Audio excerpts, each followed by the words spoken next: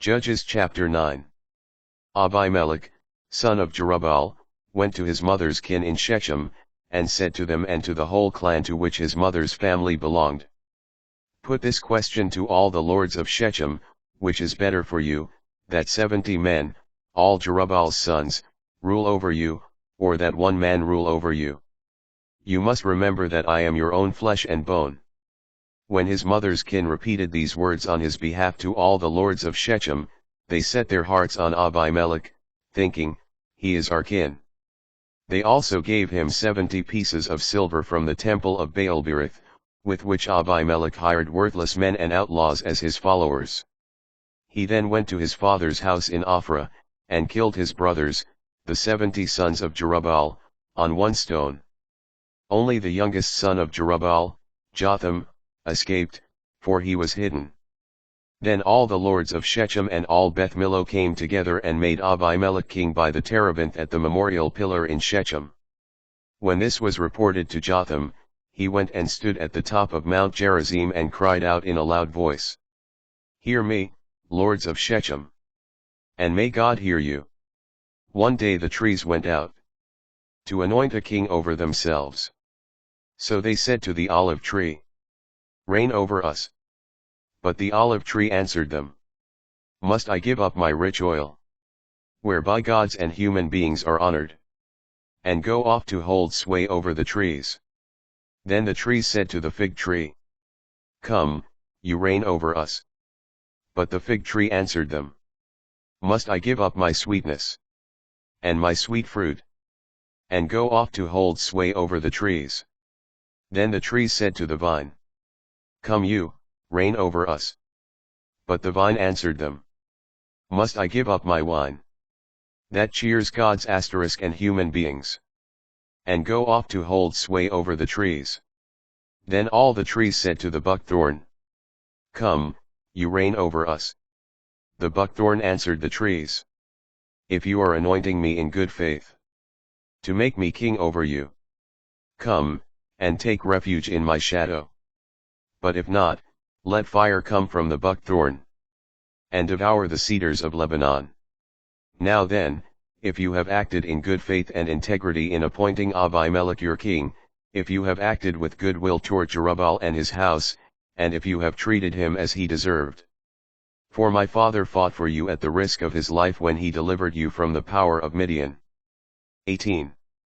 But you have risen against my father's house today and killed his 70 sons upon one stone and made Abimelech, the son of his maidservant king over the lords of Shechem, because he is your kin. If, then, you have acted in good faith and integrity toward Jerubbaal and his house today, then rejoice in Abimelech and may he in turn rejoice in you.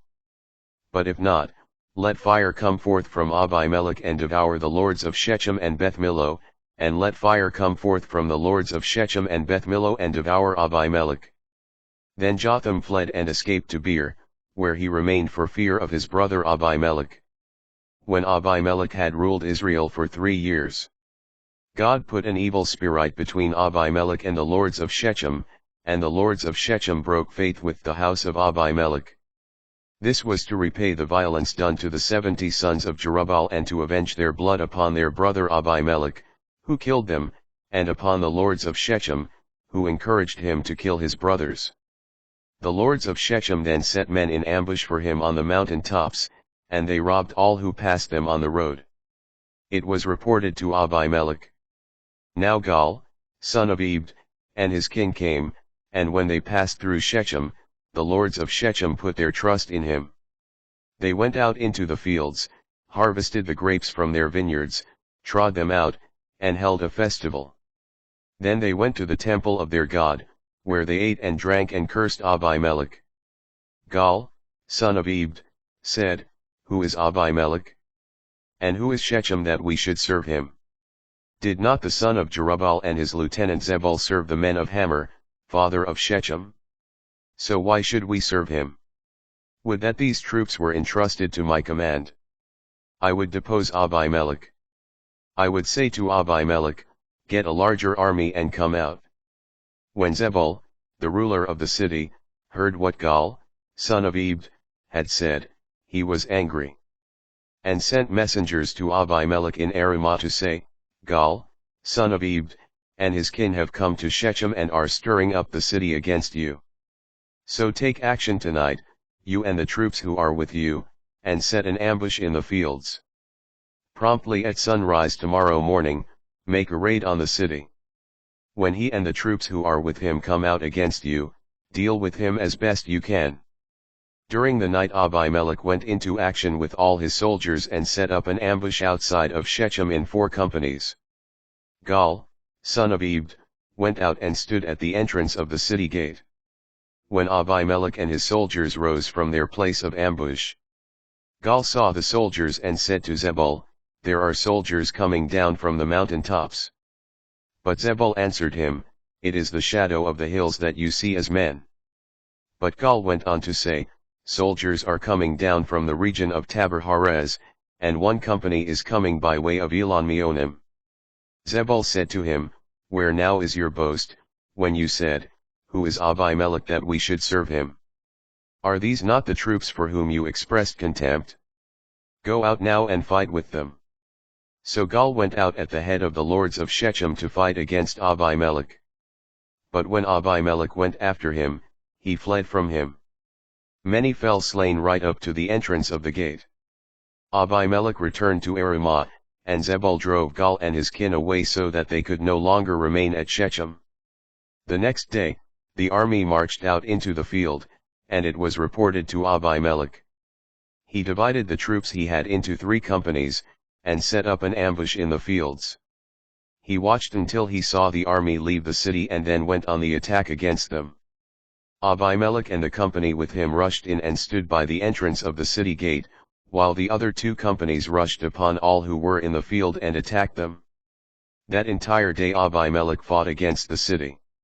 He captured it, killed the people who were in it, and demolished the city itself, sowing it with salt. When they heard of this, all the lords of the Migdal Shechem went into the crypt of the temple of Elbereth. It was reported to Abimelech that all the lords of the Migdal Shechem were gathered together. So he went up Mount Zalmon with all his soldiers, took his axe in his hand, and cut down some brushwood. This he lifted to his shoulder, then said to the troops with him, Hurry! Do just as you have seen me do. So all the soldiers likewise cut down brushwood and, following Abimelech, placed it against the crypt. Then they set the crypt on fire over them, so that every one of the people of the Migdal Shechem, about 1,000 men and women, perished. Abimelech proceeded to Thebez, encamped, and captured it. Now there was a strong tower in the middle of the city, and all the men and women and all the lords of the city fled there, shutting themselves in and going up to the roof of the tower. Abimelech came up to the tower and fought against it. When he came close to the entrance of the tower to set it on fire, a certain woman cast the upper part of a millstone down on Abimelech's head, and it fractured his skull. He immediately called his armor-bearer and said to him, Draw your sword and put me to death so they will not say about me, A woman killed him. So his attendant ran him through and he died. When the Israelites saw that Abimelech was dead, they all left for their homes. Thus did God repay the evil that Abimelech had done to his father in killing his 70 brothers. God also brought all the wickedness of the people of Shechem back on their heads, for the curse of Jotham, son of Jerubbaal, overtook them.